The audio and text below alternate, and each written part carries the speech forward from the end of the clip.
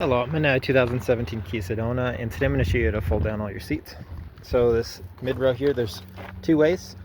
If you pull this arm up, it'll pull the whole thing forward. And then to get it back, you just lift it again and pull backwards. And it locks into place if you push it. And then to just get it kind of to fold forward like a normal seat would, you just pull this lever and it folds down.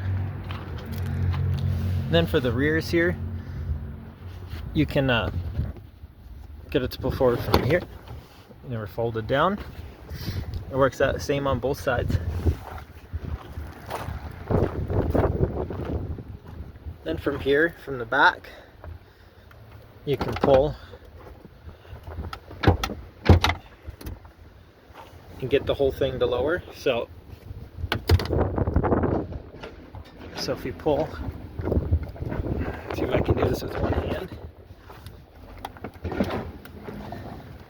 It's now getting the whole seat to slide down. So now if you push this down, you've kind of got a whole flat. And then you just reverse all of this to get it to go back. So pull that handle and it slides back. And then this is just a way to be able to hold it. And then you kind of need two hands for this part, so when I release this, it's now locked in place. And it's the same for both sides. Now we go up to the front seats.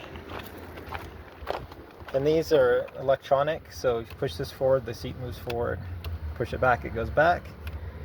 And then this will make this go backwards or forwards if you push this forward. And I can show you the other side too as well. But same process for all sides. On this side, there's no electronics, so when you lift this will fall forward. And then if you want it to go back, you lift it. I'll have to use two hands, but you push it back.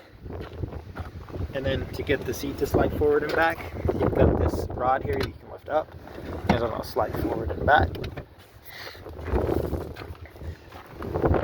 That's it. I hope this was helpful. Hope you have a wonderful day.